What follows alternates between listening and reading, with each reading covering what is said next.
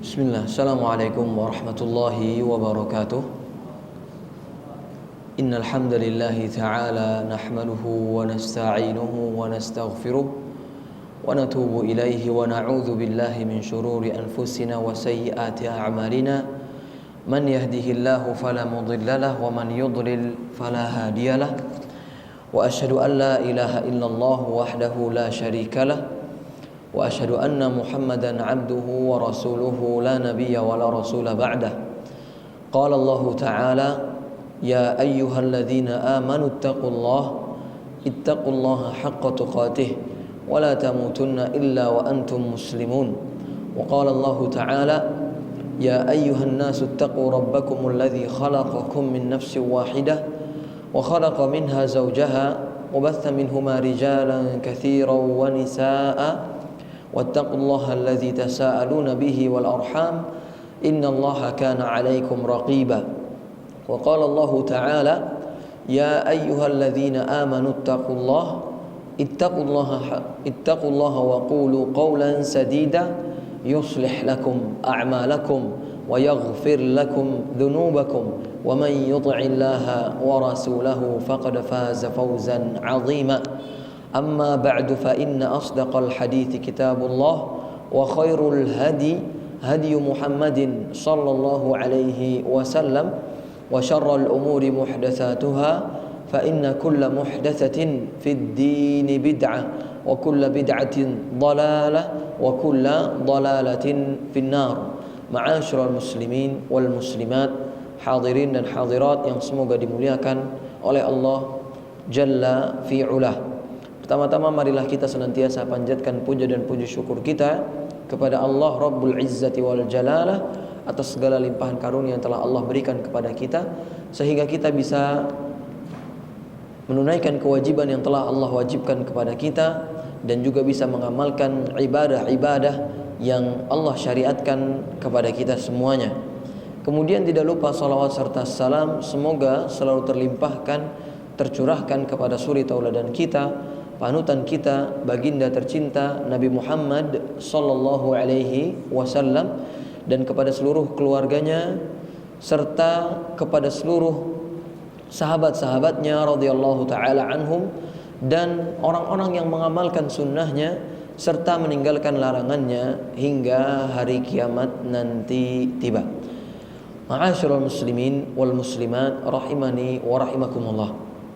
Kembali lagi kita berjumpa di Masjid As-Sunnah Bintaro yang semoga diberkahi oleh Allah Subhanahu wa taala di dalam rangka meningkatkan keimanan kita serta ketakwaan kita semuanya, khususnya di bulan yang mulia, di bulan dilipat gandakannya amal saleh dan dilipat gandakannya pula keburukan-keburukan di bulan yang berkah ini.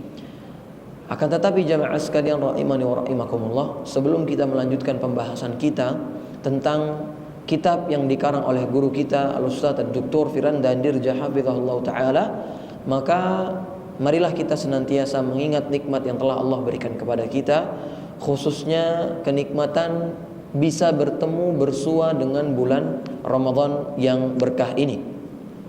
Karena jamaah sekalian rahimani wa rahimakumullah, disebutkan oleh ulama terdahulu yang mana beliau berkata, "Lau qila li ahli al-quburi tamannau la tamannau yawman min Ramadan." Jika seandainya dikatakan kepada penghuni kuburan, berangan-anganlah kalian, maka beliau menyebutkan, maka pasti yang mereka minta, penghuni kubur minta, itu satu hari di bulan Ramadan. Fala haula wala quwwata illa billah. Jamaah kaum muslimin wal muslimat rahimani wa rahimakumullah. Bulan Ramadan ini terkadang karena sudah sering kita lalui, itu rasa sensitivitas kita dengan bulan yang mulia ini itu sudah hilang. Rata-rata kita itu umurnya mungkin sudah ada yang sampai 40 tahunan atau 30 tahunan atau 50 tahunan dan seterusnya. Maka bisa kita simpulkan bahwasanya kita sudah melalui bulan Ramadan itu sampai puluhan kali. Bukankah begitu Bapak-bapak?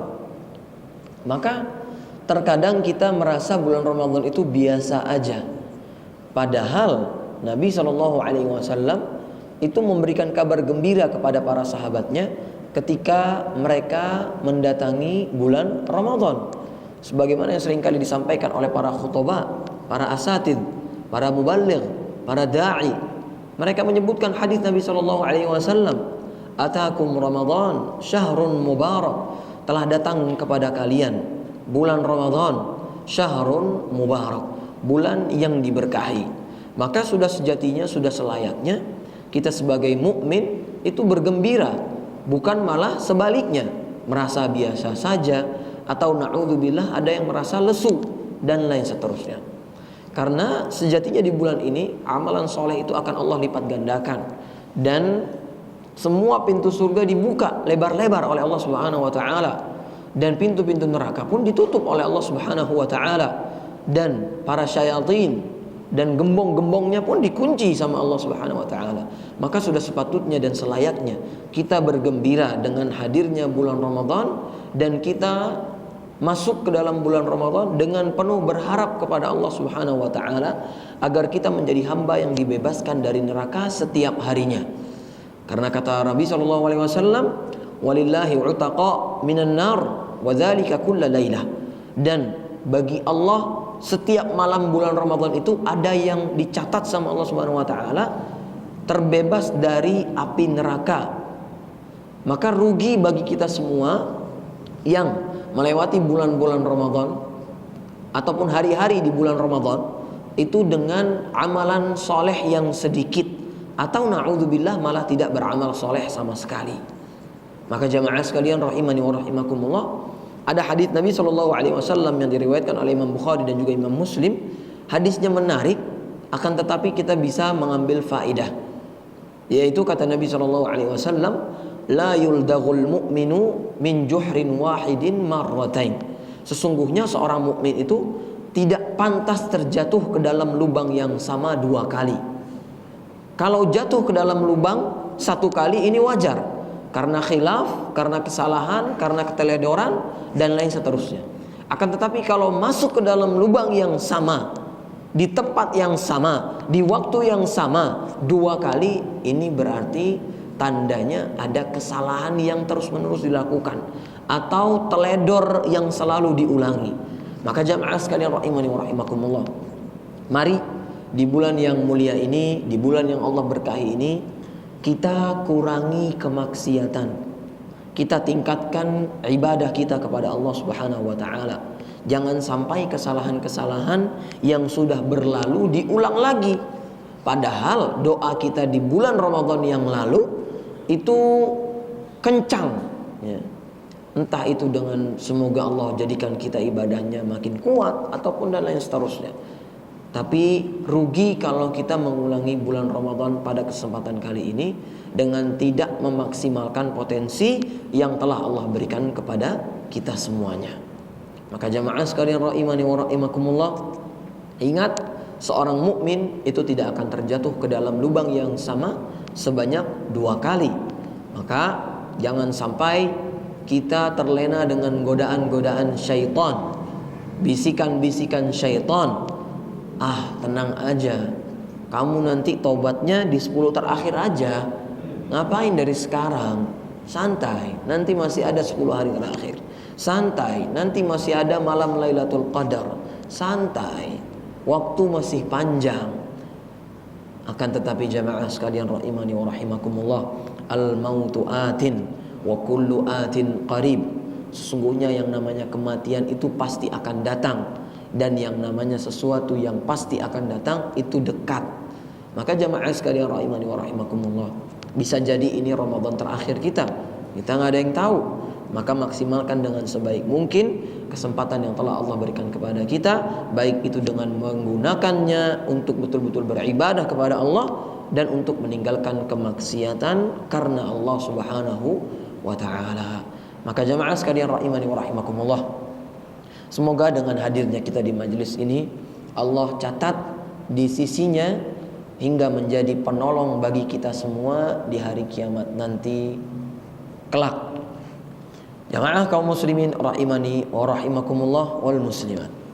Kembali kita membahas buku yang dikarang oleh guru kita Al-Ustaz Firanda Dirja hafizallahu taala, yaitu kitab yang bernama Syarah Rinci Rukun Iman, yang mana pada pertemuan yang sudah berlalu di selain bulan Ramadan itu kita sudah membahas rukun iman yang pertama, yang mana pembahasannya sudah kita lalui bersama tentang tauhid.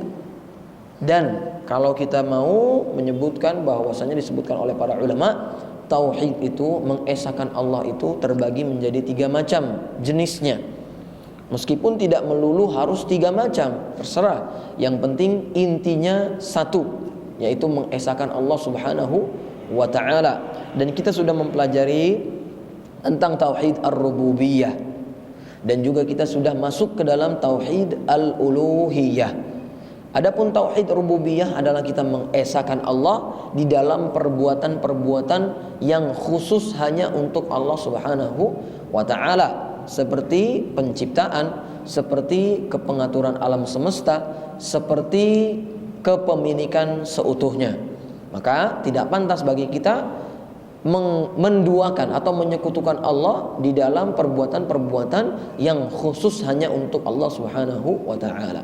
Adapun tauhid al-uluhiyah secara global kita sudah bahas bahwasanya kita harus mengesahkan Allah di dalam beribadah kepadanya semata. Tidak boleh kita campur adukan ibadah kita kepada selain Allah, baik itu kepada para nabi, ataupun kepada para rasul, ataupun kepada makhluk-makhluk Allah, ataupun kepada benda mati yang na'udzubillah ini adalah perbuatan kesyirikan. Adapun tentang ibadah itu sendiri, artinya adalah, kata Syekhul Islam Ibnu Taimiyah rahimahullah ta'ala, beliau menyebutkan al-ibadatu ismun jami'un likulli ma yuhibbuhullahu wa yardah. Ibnu Taimiyah rahimahullah ta'ala menyebutkan ibadah adalah sebuah istilah yang mencakup seluruh perbuatan, baik itu secara amaliyah ataupun lisan, yang mana amalan tersebut, perbuatan tersebut dicintai Allah dan juga diridhoi olehnya. Ini yang dinamakan dengan ibadah. Setiap ucapan, perbuatan yang Allah cintai dan Allah ridhoi, berarti itu dinamakan dengan ibadah. Di antara contohnya adalah sholat, zikir, pergi haji, umrah, puasa, menunaikan zakat, sedekah, membaca Al-Quran, sholat malam, dan lain seterusnya. Ini semua adalah ibadah. Maka tidak pantas bagi kita menduakan Allah, menyekutukan Allah di dalam peribadatannya yang hanya khusus untuk Allah Subhanahu wa ta'ala. Mungkin ada di antara kita yang masih berbuat ibadah karena manusia. Contoh misal bersedekah supaya mendapatkan sanjungan dari manusia, ataupun berpuasa karena sungkan, yang lain pada puasa, saya sendiri nggak puasa, akhirnya ikut-ikutan puasa. Ini juga nggak boleh, karena yang namanya ibadah harus betul-betul murni karena Allah Subhanahu wa ta'ala, dan tidak boleh ada unsur penyekutuan di dalamnya. Karena ketika kita melakukan perbuatan yang demikian, berarti kita sedang berbuat kesyirikan.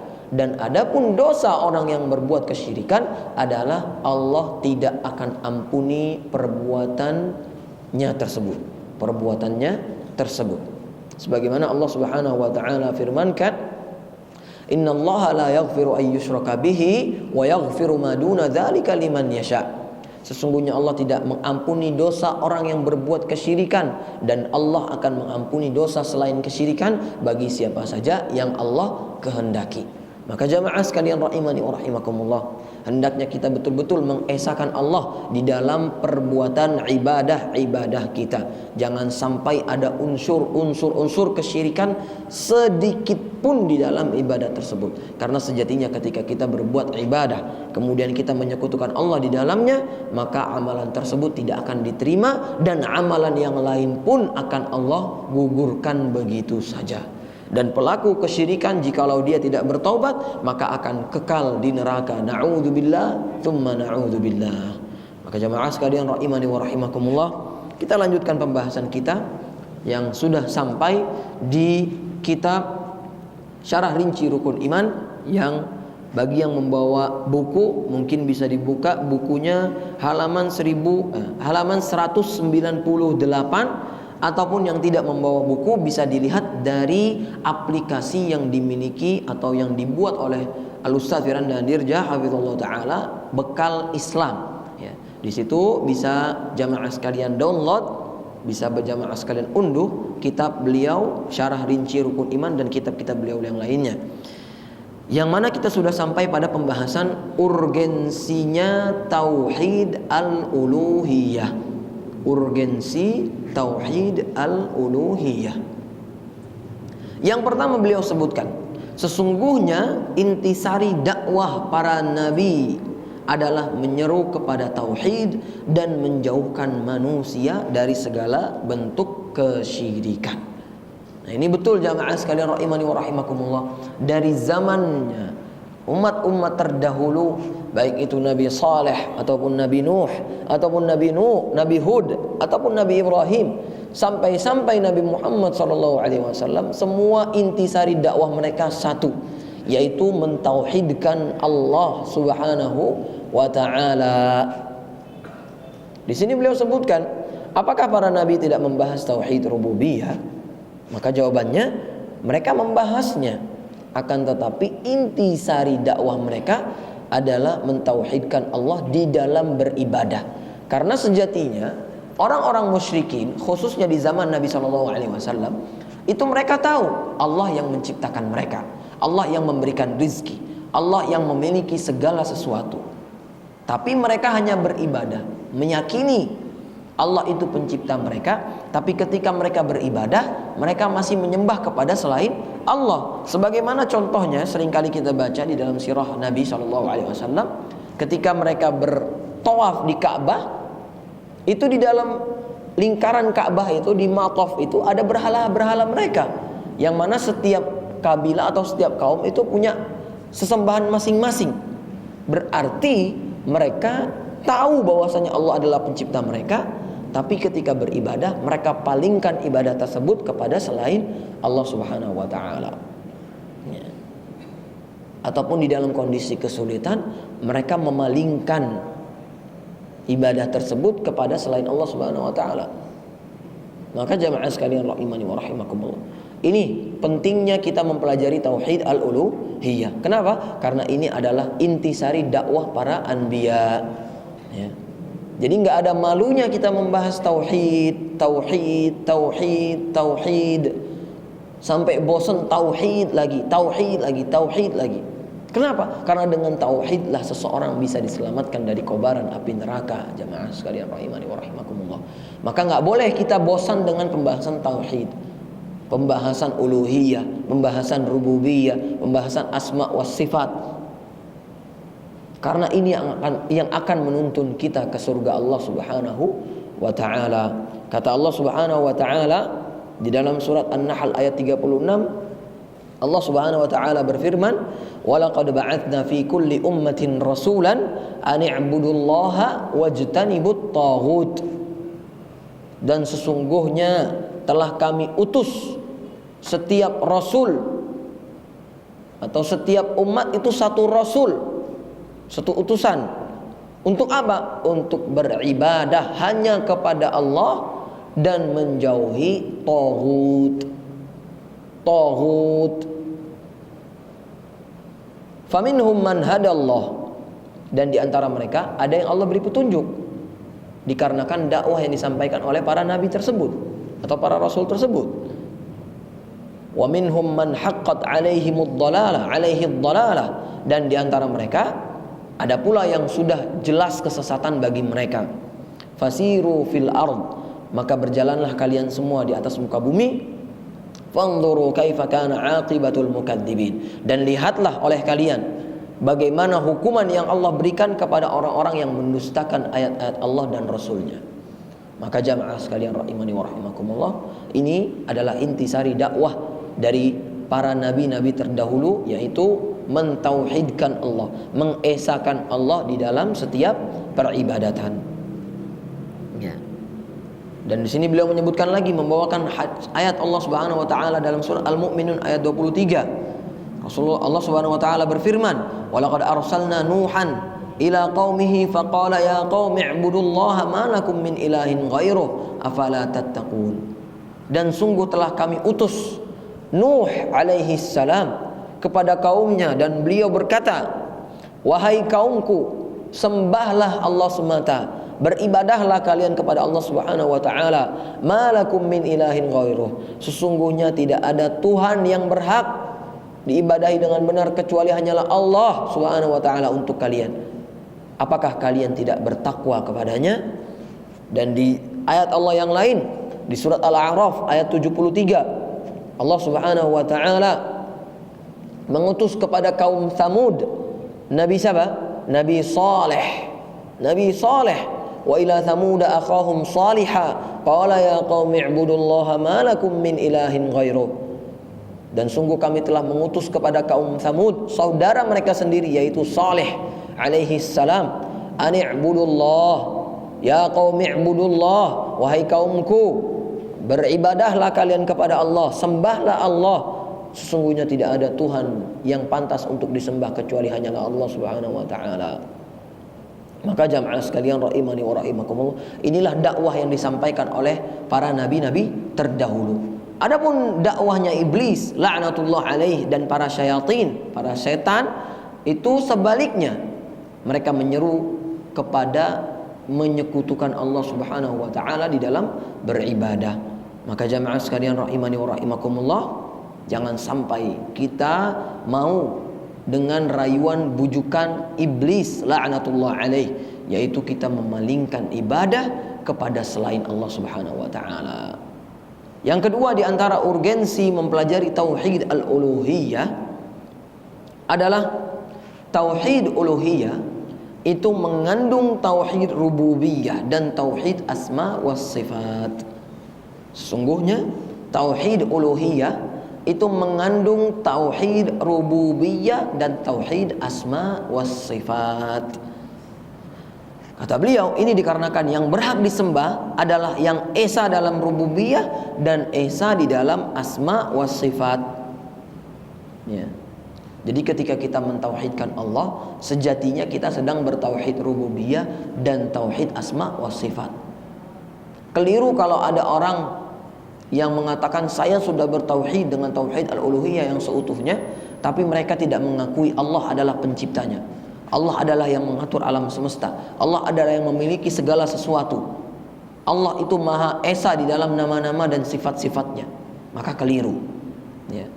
Karena sejatinya kalau ada yang dapat mencipta, yang dapat mengatur, yang dapat memiliki, yang memiliki nama yang tinggi, itu sepatutnya dia disembah oleh kita semua. Akan tetapi makhluk ataupun makhluk ciptaan Allah yang lainnya ataupun benda-benda mati itu semua tidak memiliki keesaan sama sekali ya. Contoh manusia pasti ada kekurangannya. Nggak mungkin kekurangan itu kita sembah. Orang yang memiliki kekurangan kita sembah, ataupun benda yang memiliki kekurangan itu kita sembah. Ini nggak pantas untuk ditauhidkan.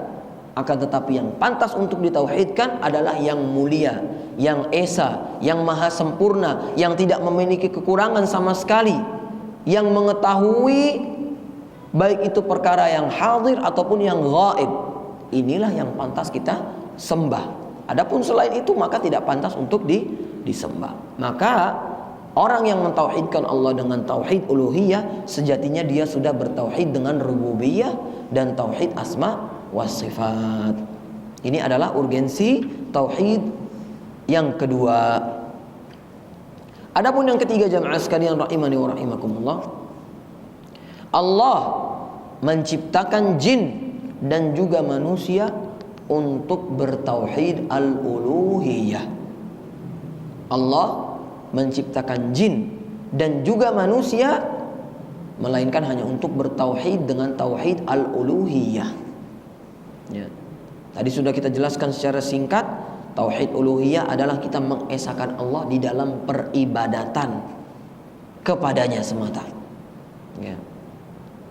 Dan ini Allah Subhanahu wa taala sebutkan di dalam surah Adz-Dzariyat yang mana insyaallah kita semua sudah hafal. Wa ma khalaqatul jinna wal insa illa liya'budun. Tidaklah aku, kata Allah Subhanahu wa taala, menciptakan jin dan juga manusia melainkan hanya untuk beribadah kepada Allah Subhanahu wa taala. Ini adalah tujuan penciptaan jin dan manusia, yaitu mentauhidkan Allah khususnya di dalam uluhiyahnya. Kemudian yang keempat, di antara urgensi tauhid al-uluhiyah adalah tauhid uluhiyah adalah awwal wajibin 'alal mukallaf. Sesungguhnya tauhid uluhiyah itu adalah perkara pertama yang Allah wajibkan bagi setiap mukallaf. Mukallaf itu apa artinya, Pak? Yang sudah diwajibkan bagi mereka untuk beramal, ya. Yang masuk di antara kriterianya adalah yang berakal, yang sudah mencapai baligh. Maka orang yang sudah baligh, orang yang sudah diwajibkan atas mereka syariat, maka yang pertama kali harus diwajibkan untuk mereka melakukannya adalah mentauhidkan Allah khususnya di dalam uluhiyahnya. Ya. Bukan berarti anak kecil nggak kita arahkan untuk beribadah kepada Allah semata, bukan. Tapi ini wajib untuk mereka, untuk orang-orang yang sudah mukallaf, yang sudah disyariatkan, yang sudah syariat itu sudah wajib untuk mereka. Ya, yang pertama kali harus tauhid uluhiyah dulu. Ya, kalau tidak bertauhid uluhiyah maka amalannya tidak akan diterima oleh Allah Subhanahu wa taala. Kemudian yang kelima jamaah sekalian rahimani wa rahimakumullah, di antara keutamaan bagi orang-orang yang mentauhidkan Allah adalah kekhususan yang didapatkan bagi orang yang memurnikan tauhid uluhiyah dengan 3 perkara. Dengan 3 atau 5 perkara di sini beliau sebutkan. 5 keutamaan atau 3 keutamaan. 3 keutamaan yang orang yang memurnikan Allah Subhanahu wa taala, memurnikan tauhid kepada Allah Subhanahu wa taala itu dapat 3 keutamaan. Yang pertama, orang yang bertauhid beliau sebutkan dengan tauhid yang tinggi dan bersih dari segala bentuk kesyirikan, maka akan diampuni dosa-dosanya. Orang yang betul-betul memurnikan tauhid uluhiyah hanya kepada Allah, akan Allah ampuni dosa-dosanya. Kata Allah Subhanahu wa taala di dalam hadis qudsi, Allah Subhanahu wa taala menyebutkan, ya bna Adam, innaka law ataitani biqurabil ardi khataya thumma laqitani la tusyrik bi syai'a la ataituka biqurabiha maghfirah. Wahai hambaku, di hadis ke-38 ini kalau tidak salah di Arba'in Nawawi. Ya. Allah Subhanahu wa taala menyebutkan dalam hadis qudsi, wahai hambaku, wahai anak Adam, sekiranya engkau mendatangiku dengan berjibun-jibun kesalahan, ya, dengan dosa sepenuh bumi misalnya, kata Allah Subhanahu wa taala, tsumma laqitani, akan tetapi engkau bertemu dengan kepadaku, menemuiku di hari kiamat nanti tanpa menyekutukanku, la ataituka biqurabiha maghfirah, sungguh aku akan datangkan kepadamu ampunan sebesar bumi pula. Maka jamaah sekalian rahimani wa rahimakumullah, jangan sampai kita di dalam beribadah itu masih ada unsur kesyirikan. Karena kalau kita berbuat kesyirikan, rugi serugi-ruginya orang rugi, ya, tidak mendapatkan ampunan dari Allah Subhanahu wa ta'ala. Dan juga hadis qudsi ini beliau sebutkan diperkuat dengan hadis sahibul bitaqah. Hadis Shahibul Bitaqah itu hadis yang menjelaskan tentang sebuah kartu, yang mana kartu tersebut kalau ditimbang dengan 70 timbangan nanti di hari kiamat, ataupun di dalam beberapa riwayat yang lainnya bermacam-macam, pasti bitaqah ini, kartu ini akan lebih berat dibandingkan yang ditimbang di sampingnya. Kata Nabi SAW dalam hadis yang panjang, yang mana beliau menyebutkan, ada seseorang yang terpilih dari umatku pada hari kiamat dari kebanyakan orang ketika itu. Lalu dibentangkan catatannya, catatan tentang amalnya yang berjumlah 99 catatan. Setiap catatan jika dibentangkan sejauh mata memandang. Bayangkan Pak, satu catatan itu sejauh mata memandang. Sejauh mata memandang itu berarti dari mana sampai mana Pak? Dari ujung ke ujung lah, berarti seperti itu. Dan pada hari kiamat nanti ada satu orang yang memiliki 99 catatan. Dan satu catatan itu sejauh mata memandang.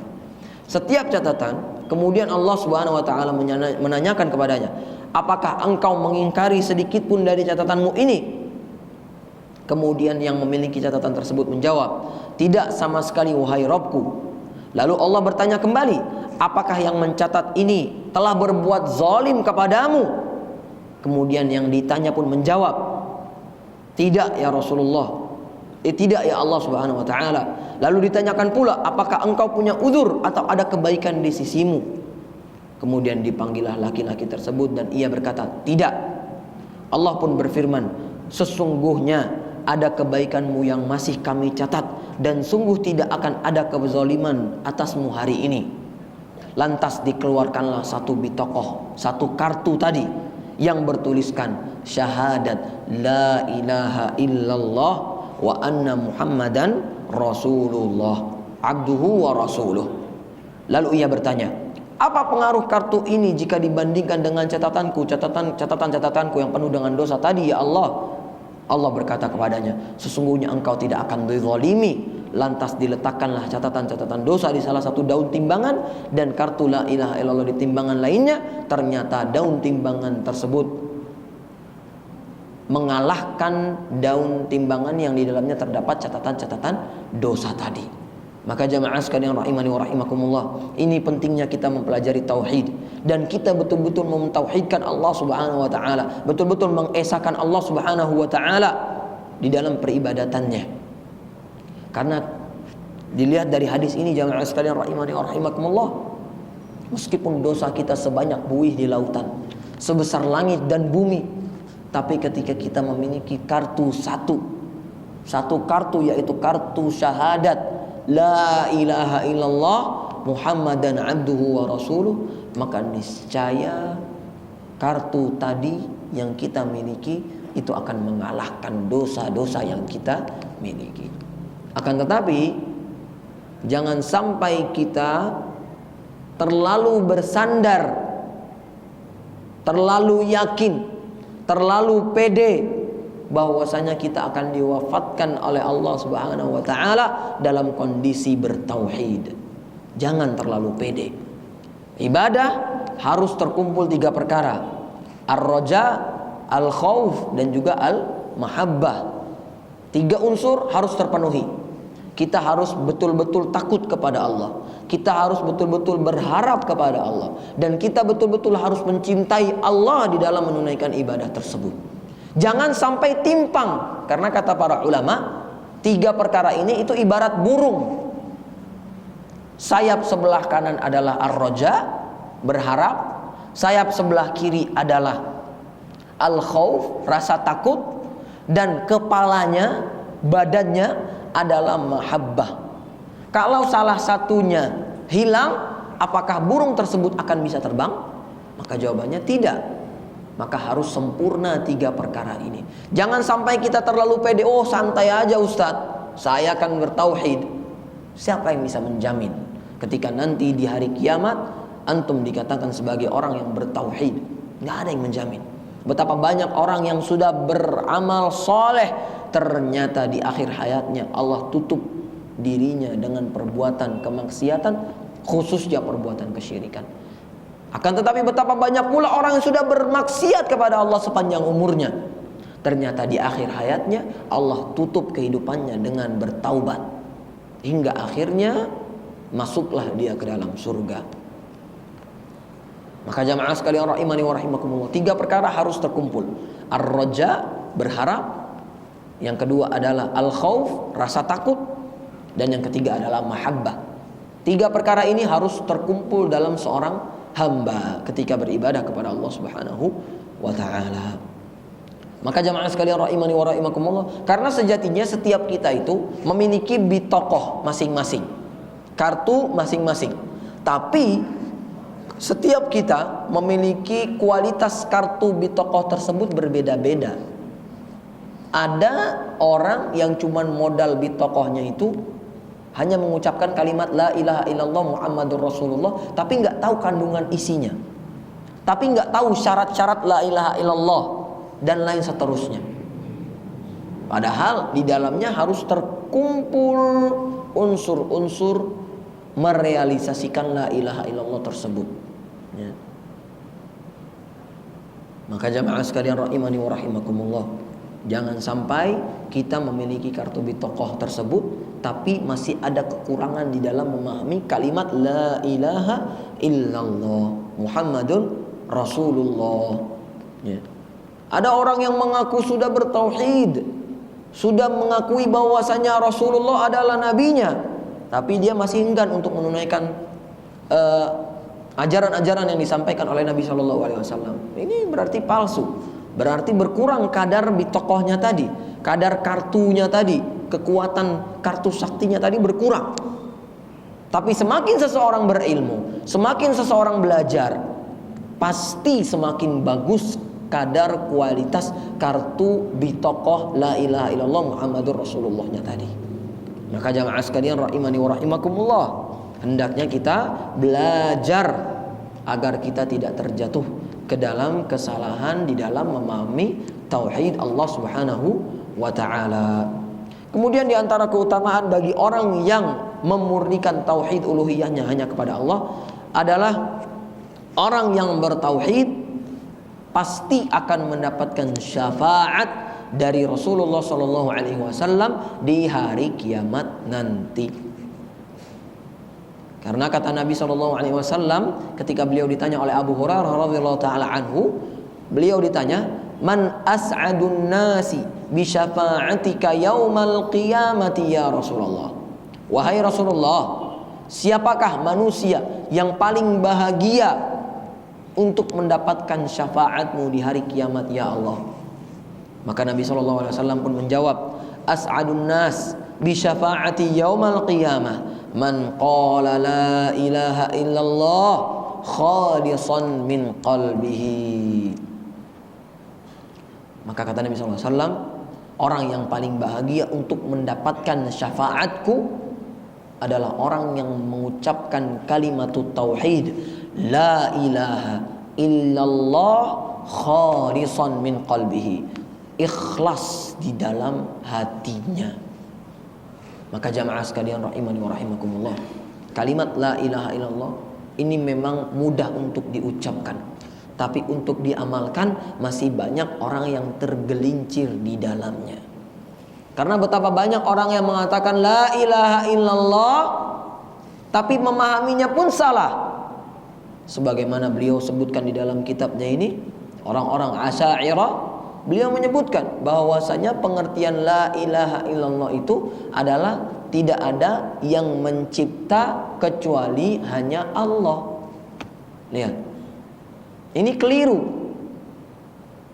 Selagi kita tidak mengatakan ada pencipta selain Allah, maka kita tidak dikatakan musyrik. Ini pemahaman mereka. Selagi kita tidak mengatakan ada pencipta selain Allah, maka kita tidak tergolong orang-orang yang berbuat kesyirikan. Makanya nggak sedikit di antara mereka itu yang masih ada beribadah kepada kuburan, kepada pohon, kepada jin, kepada penunggu gua A dan lain seterusnya. Kenapa? Karena mereka meyakininya selagi saya tidak mengatakan ada Tuhan selain Allah yang mencipta, maka saya tidak dikatakan sebagai musyrik. Padahal seharusnya seorang muslim yang sejati, ahlu sunnah wal jamaah, itu harus meyakini di dalam la ilaha illallah harus ada nafi dan harus ada itsbat. Harus meyakini bahwasanya tidak ada pencipta, pengatur alam semesta yang memiliki segala sesuatu kecuali hanya Allah Subhanahu wa ta'ala. Dan kita harus menetapkan ibadah hanya kepada Allah. Enggak boleh kita beribadah kepada kuburan, kepada pohon, kepada benda mati, kepada nabi, kepada orang soleh, kepada wali, dan lain seterusnya. Maka kata Nabi SAW, Rasulullah SAW nggak bilang yang paling bahagia untuk mendapatkan syafaatku adalah orang yang mengucapkan kalimat la ilaha illallah doang. Enggak. Tapi kata beliau ada syaratnya, khalisan min qalbihi, ikhlas dari hatinya. Maka salah kalau ada orang yang mengatakan bahwasanya yang penting kita tidak mengatakan ada pencipta selain Allah, maka saya sudah muslim mukmin sejati. Ini adalah keliru. Maka jamaah sekalian rahimani wa rahimakumullah, hendaknya kita betul-betul memurnikan tauhid kita hanya kepada Allah Subhanahu wa ta'ala. Dengan apa? Dengan cara belajar. Kalau tidak belajar tidak akan tahu, tidak akan paham, ya.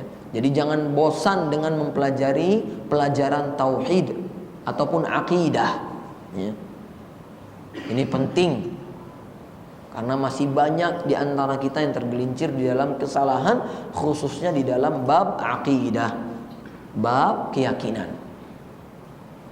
Yang ketiga di antara keutamaan yang bisa didapatkan bagi orang yang memurnikan tauhidnya hanya kepada Allah adalah orang yang memurnikan tauhid pasti akan masuk surga tanpa hisab. Masuk surga tanpa hisab. Ya. Sampai-sampai Syekh Muhammad bin Abdul Wahhab At-Tamimi rahimahullah ta'ala, beliau menuliskan di dalam satu kitabnya itu sebuah judul, ya, Babun man haqqaqa at-tauhida dakhala al-jannah bighairi hisabin wala adab. Bab orang-orang yang memurnikan tauhid, betul-betul mengesahkan Allah, akan masuk surga tanpa hisab dan tanpa adab. Dan juga Nabi SAW menyebutkan di antara ciri-ciri orang yang masuk surga tanpa hisab, tanpa adab adalah orang-orang yang humul ladzina la yastarqun wa la yaktawun wa la yatatayyarun wa ala rabbihim yatawakkalun. Orang-orang yang masuk surga tanpa hisab, tanpa adab itu ada 4 ciri-cirinya. Dan ini bukan cuma ini, tapi masih ada yang lain lagi. Tapi ini ditekankan oleh Nabi SAW, yaitu orang-orang yang tidak meminta untuk diruqyah. Ini kriteria yang pertama. Wala yaktawun, dan juga mereka tidak melakukan tusuk pakai besi panas atau bahasa Arabnya kai. Wala yatatayyarun, dan mereka tidak bertatoyur. Apa itu tatoyur? Menganggap sial suatu perbuatan, ya. Contoh, ya, seringkali kita sampaikan di majelis ini juga. Kalau kejatuhan cicak misal, nanti tandanya sial. Kalau ngelindes kucing nggak dikuburin, nanti sial. Kalau hujan ada mataharinya, berarti hujannya orang meninggal, bikin penyakit dan lain seterusnya. Ini tatoyur semuanya. Kalau ada yang masih seperti ini, berarti dia tidak bisa masuk ke dalam golongan orang yang masuk surga tanpa hisab, tanpa adab. Orang yang menyangka angka 13 itu sial, orang yang menyangka berbagai macam bentuk-bentuknya yang tidak ada datang dalilnya sama sekali dari Allah ataupun dari Rasulnya. Ini adalah ciri-ciri orang yang akan masuk surga tanpa hisab, tanpa adab, yaitu orang-orang yang tidak bertatoyur. Dan yang terakhir adalah wa ala rabbihim yatawakkalun, dan mereka betul-betul bertawakal hanya kepada Rabb-nya semata, tidak bertawakal kepada manusia. Karena betapa banyak di antara kita yang masih bertawakalnya tawakal kepada manusia. Misal dia memiliki pekerjaan yang di dalamnya terdapat perbuatan yang haram, kemudian dia enggan untuk meninggalkan karena takut nanti tidak dapat rezeki, susah kehidupannya dan lain seterusnya. Berarti orang ini tidak betul-betul bertawakal kepada Allah Subhanahu wa ta'ala. Maka ketika seseorang berbuat yang demikian, hati-hati, bisa jadi Allah tidak menginginkan dirinya untuk masuk surga tanpa hisab, tanpa azab, wal'iyadzubillah. Maka jamaah sekalian rahimani wa rahimakumullah, ini adalah diantara keutamaan bagi orang-orang yang memurnikan tauhid hanya kepada Allah Subhanahu wa ta'ala. Pindah ke bab yang selanjutnya, beliau menyebutkan di halaman 206 metode Al-Quran dalam memerintahkan untuk bertauhid uluhiyah. Metode Al-Quran dalam memerintahkan untuk bertauhid uluhiyah. Yang pertama, Al-Quran berdalil dengan pengakuan terhadap rububiyah untuk tauhid uluhiyah. Di sini beliau sebutkan yang seperti ini sangat banyak di dalam Al-Quran, karena orang-orang musyrikin mengakui tauhid rububiyah. Betul, orang-orang musyrikin memang mengakui tauhid rububiyah. Mereka meyakini bahwasanya Allah adalah pencipta mereka, Allah adalah yang mengatur segala urusan di dunia alam semesta, dan Allah adalah yang memiliki segala sesuatu di muka bumi. Akan tetapi mereka memiliki penyelewengan di dalam tauhid al-uluhiyah. Jadi Al-Quran menegaskan, menyebutkan pengakuan, berdalil dengan pengakuan terhadap rububiyah untuk tauhid uluhiyah. Sebagaimana Allah Subhanahu wa taala firmankan di dalam surat Al-Baqarah ayat 21 sampai 22. Ya ayuhan nasu ubudu rabbakumul ladzi khalaqakum wal ladzina min qablikum la'allakum tattaqun. Wahai para manusia sekalian, sembahlah Rabb kalian yang menciptakan kalian dan yang telah menciptakan orang-orang sebelum kalian agar kalian bertakwa. Alladzi ja'ala lakumul arda firasyan was samaa'a binaan wa anzala minas samaa'i ma'an fa akhraja bihi minats thamarati rizqan lakum fala taj'alu lillahi andadan in kuntum wa antum ta'lamun.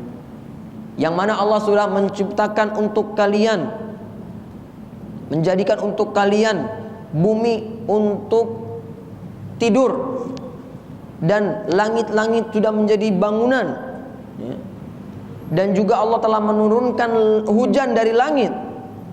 Fa akhraja bihi, dan dikarenakan hujan tersebut keluarlah dari tanah-tanah buah-buahan agar menjadi rizki untuk kalian. Fala taj'alu lillahi andad, jangan kalian jadikan untuk Allah sekutu padahal kalian mengetahui. Maka jamaah sekalian rahimani wa rahimakumullah, dari sini Allah menyebutkan bahwasanya Allah telah menciptakan kalian, yang sudah memberi rezeki untuk kalian, udah berbuat macam-macam, memberikan nikmat untuk kalian. Maka jangan kalian sekutukan Allah di dalam ibadah. Ini metode Al-Quran. Allah telah mengingatkan, kalian itu diciptakan sama Allah Subhanahu wa taala. Allah udah kasih kalian makan, Allah udah kasih kalian rezeki. Jangan kalian sekutukan. Kalau manusia aja, kita punya bos udah baik sama kita, udah kasih kita uang jajan, kasih kita uang gaji, uang makan, disediakan tempat tinggal dan lain seterusnya. Kemudian kita malah loyal kepada bos yang lain. Kira-kira bos yang memberi kita makan, memberi kita tempat tinggal dan lain seterusnya marah atau tidak? Pasti marah. Walillahil matsalul a'la, dan bagi Allah perumpamaan yang lebih mulia lagi.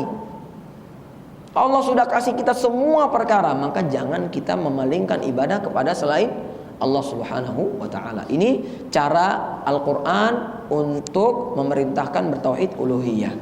Yang kedua cara Al-Quran menjelaskan tentang tauhid uluhiyah adalah menjelaskan keburukan dan tidak kemampuan kesembahan selain Allah. Ini cara Al-Quran juga untuk mentauhidkan Allah di dalam uluhiyahnya, yaitu menjelaskan keburukan dan ketidakmampuan kesembahan selain Allah Subhanahu wa ta'ala. Allah Subhanahu wa ta'ala menyebutkan di dalam surah Al-Furqan, Tabarakalladzi nazzala al-furqana ala 'abdihi liyakuna lil 'alamin nadhira alladzi lahu mulkus samawati wal ard wa lam yattakhidh waladan wa lam yakun lahu syarikun fil mulk wa khalaqa kulla syai'in faqaddarahu taqdira. wattakhadhu min dunihi alihatan la yakhluquna syai'an wa hum yukhlaqun wa la yamlikuna li anfusihim darran wa la naf'an wa la yamlikuna mautan wa la hayatan wa la nusyura. Al-Furqan ayat 1 sampai 3. Jamaah kaum muslimin rahimani wa rahimakumullah. Allah sebutkan, Maha suci Allah yang telah menurunkan Al-Furqan, yaitu Al-Quran, kepada hambanya agar dia menjadi peringatan kepada seluruh alam yang kepunyaannya lah segala kerajaan langit dan bumi, dan dia tidak mempunyai anak dan tidak ada sekutu baginya dalam kekuasaannya, dan dia telah menciptakan segala sesuatu dan dia menetapkan ukuran-ukurannya dengan serapih-rapihnya.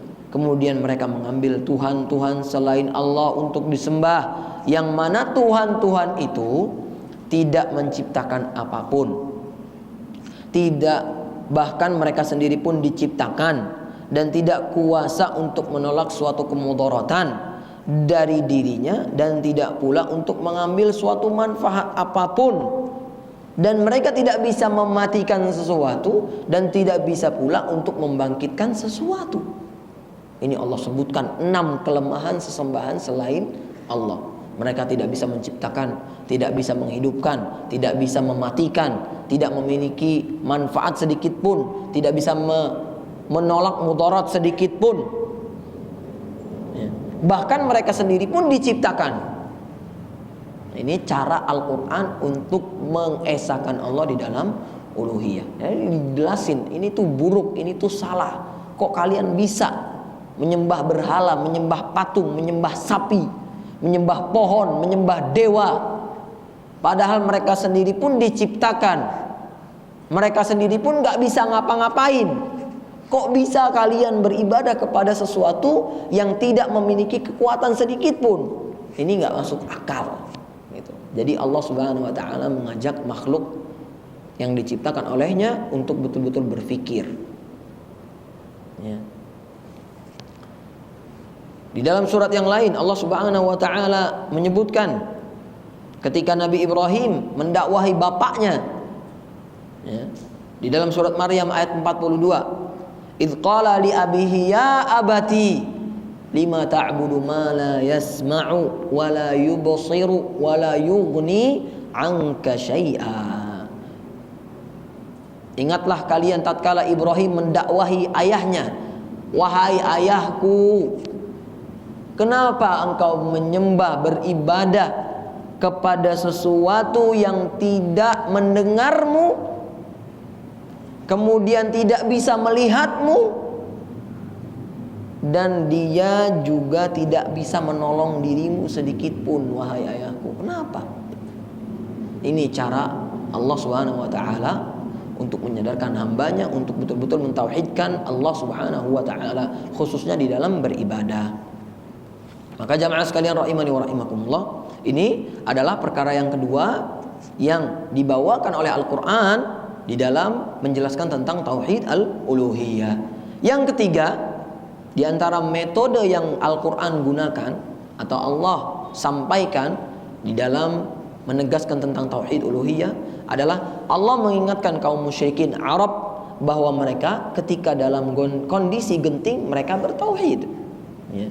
Ini orang-orang musyrikin di zaman Nabi SAW itu seperti itu.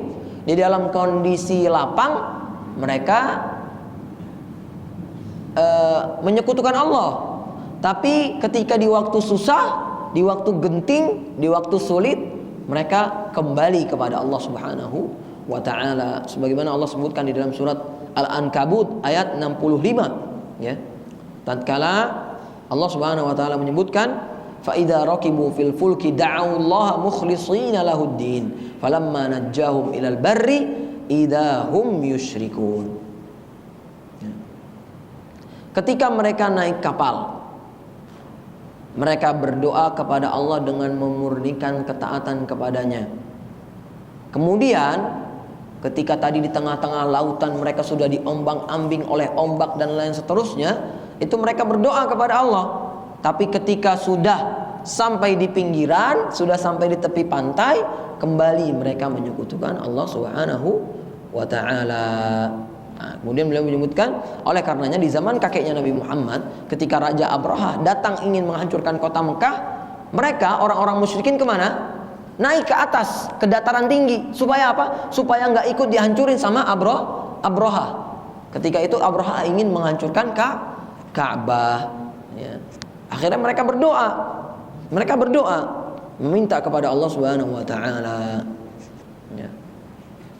Maka jemaah sekalian rahimani wa rahimakumullah, ini adalah tentang penjelasan tauhid al-uluhiyah.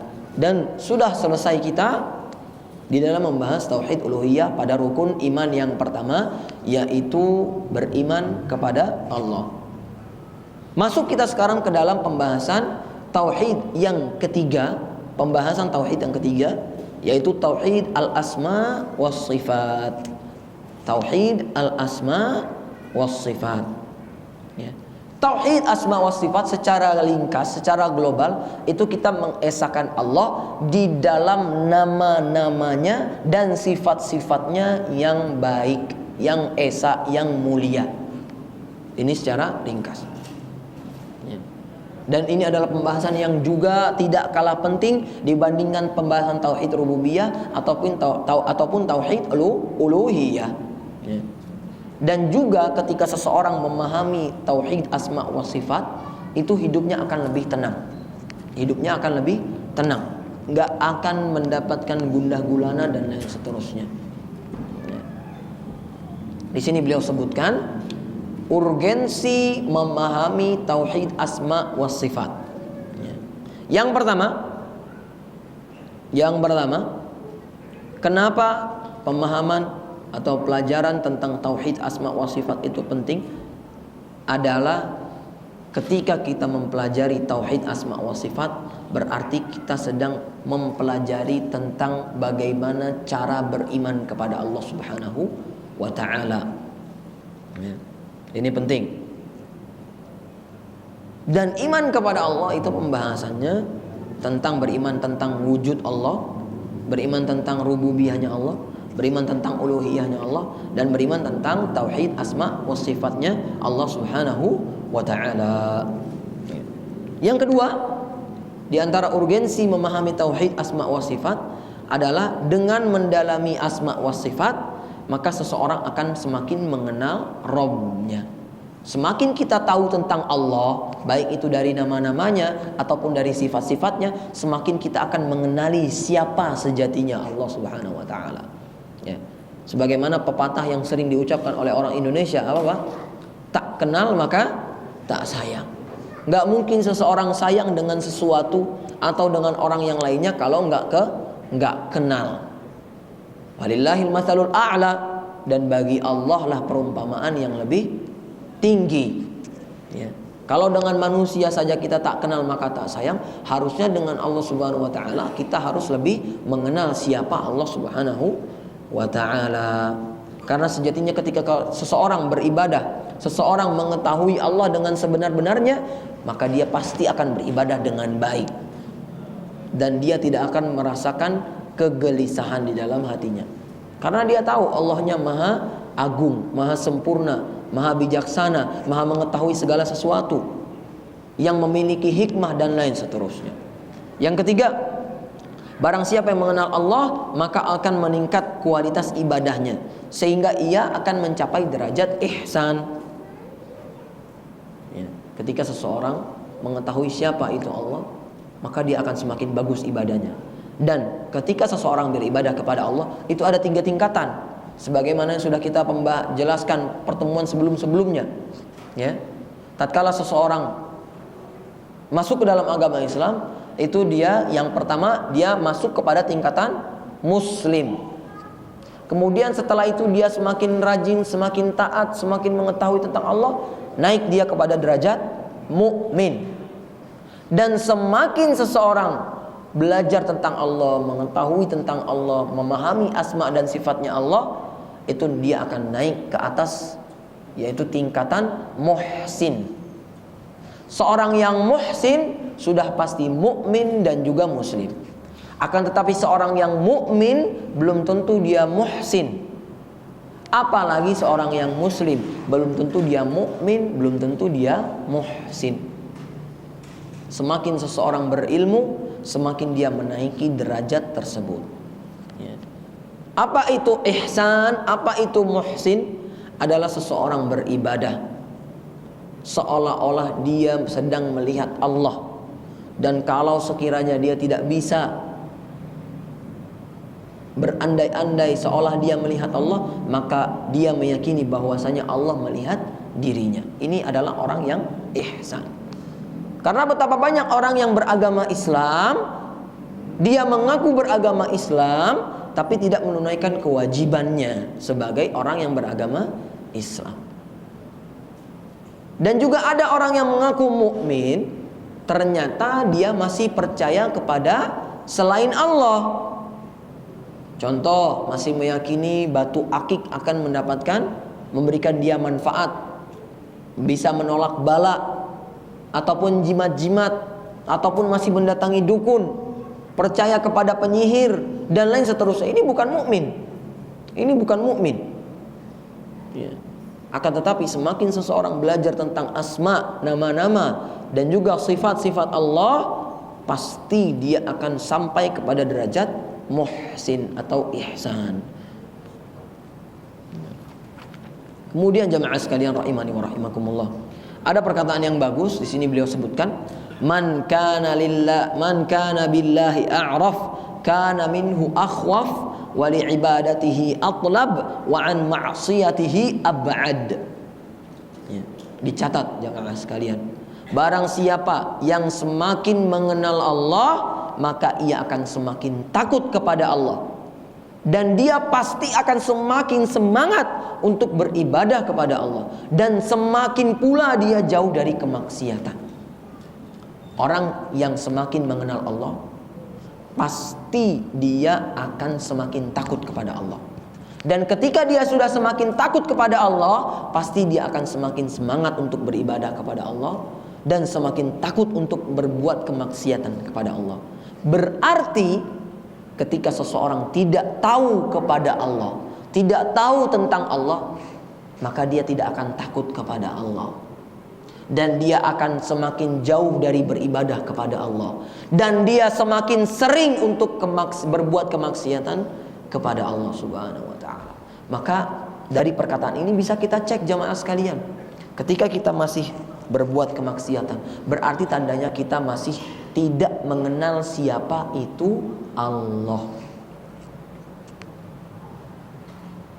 Kata Allah Subhanahu wa ta'ala, nabbi ibadi anni anal ghafurur rahim wa anna adzabi huwal adzabul alim.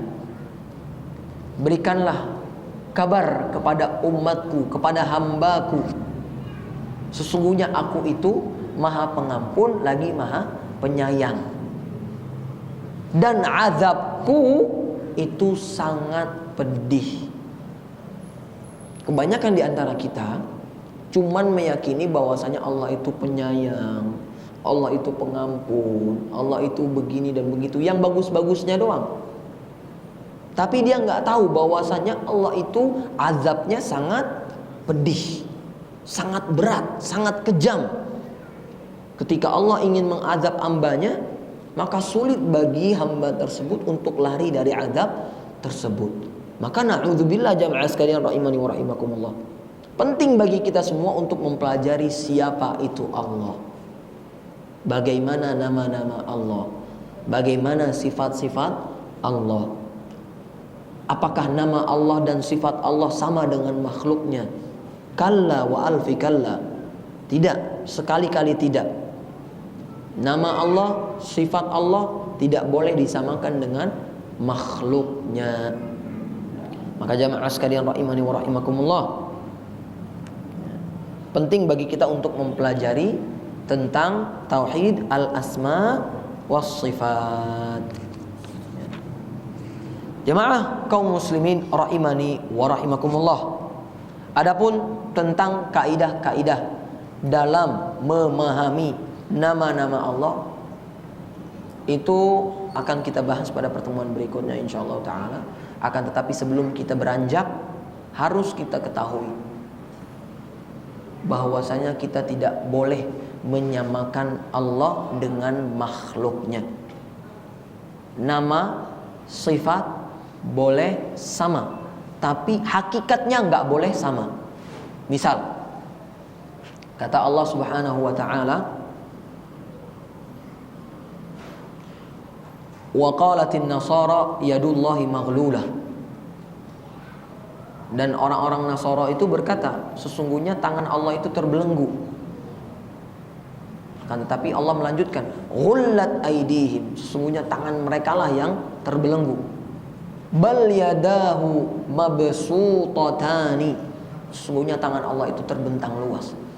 Maka kita boleh mengatakan Allah itu punya tangan atau tidak? Punya tangan. Akan tetapi apakah tangan Allah sama dengan tangan kita? Kalla, tidak, sama sekali tidak boleh kita samakan.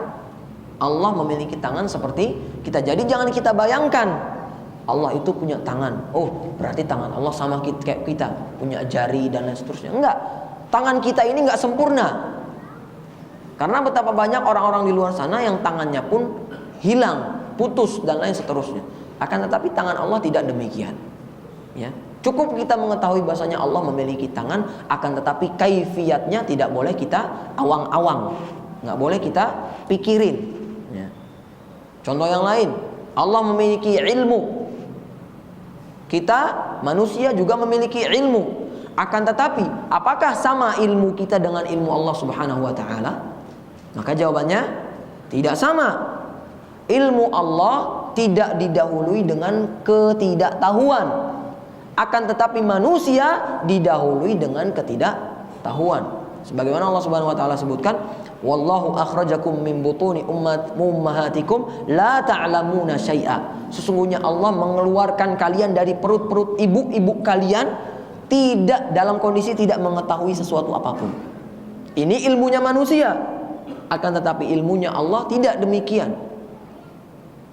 Allah memiliki ilmu tapi tidak didahului dengan ketidaktahuan sebelumnya. Dan ilmu manusia itu terbatas, betul?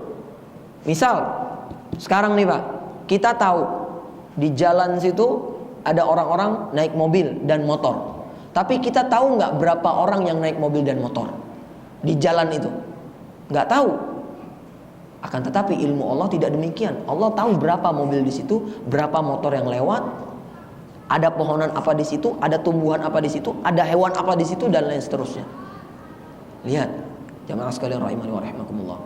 Dan ilmu manusia itu bisa lupa. Akan tetapi Allah nggak bisa lupa. Kata Allah Subhanahu wa taala, "Wa ma kana rabbuka nasiya." Dan Rabbmu itu tidak akan pernah lupa. Adapun manusia lupa, nabi aja lupa. Ketika pernah suatu hari beliau sholat berjamaah menjadi imam, akan tetapi beliau langsung berdiri padahal seharusnya tasyahud terlebih dahulu. Ya, padahal seharusnya duduk terlebih dahulu ataupun kurang. Beliau langsung salam. Kemudian beliau menyebutkan apa? Innama ana basyarun mithlukum ansa kama tansaun. Sesungguhnya aku ini manusia seperti kalian.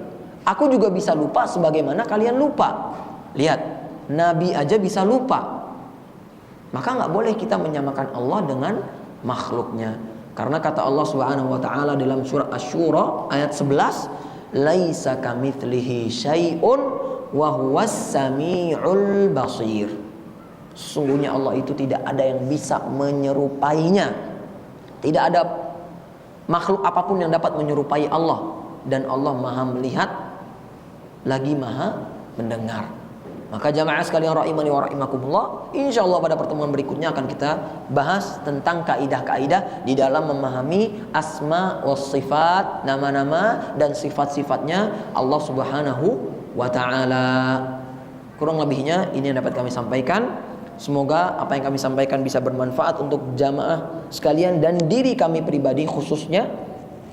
Dan jikalau ada kesalahan maka itu datangnya dari kejahilan kami sendiri, dan jikalau ada kebenaran maka itu datangnya dari Allah Subhanahu wa taala. Mari jamaah sekalian rahimani wa rahimakumullah, kita manfaatkan waktu kita di bulan Ramadan ini untuk betul-betul beribadah kepada Allah dan untuk meninggalkan kemaksiatan kepada Allah, khususnya meninggalkan perkara-perkara yang tidak ada manfaatnya bagi kita di hari kiamat nanti. kita kurangi kemaksiatan, kita tinggalkan mengikuti perkara-perkara yang Allah haramkan ataupun yang makruh dan lain seterusnya. Mari kita gunakan kesempatan yang telah Allah berikan dengan sebaik mungkin. Jangan sampai kita menjadi seorang mukmin yang terjatuh ke dalam lubang yang sama dua kali, sebagaimana yang disebutkan oleh Nabi Sallallahu Alaihi Wasallam. Bisa jadi ini Ramadan terakhir kita, maka perbanyaklah ibadah dan tinggalkanlah kemaksiatan dan bertaubatlah kepada Allah selagi masih ada kesempatan. Aqulu qawli hadza wa astaghfirullah li wa lakum wa lisairil muslimina min kulli dhanbin fastaghfiru innahu huwal ghafurur rahim. Perbanyaklah berdoa karena sejatinya orang yang sedang berpuasa doanya tidak akan tertolak, kata Nabi sallallahu alaihi wasallam. Subhanakallahumma wa bihamdika asyhadu an la ilaha illa anta astaghfiruka wa atubu ilaik. Wa sallallahu ala nabiyyina Muhammad wa ala alihi wa sahbihi wa sallam. Wa akhiru da'wana anil hamdulillahi rabbil alamin. Assalamu alaikum warahmatullahi wabarakatuh.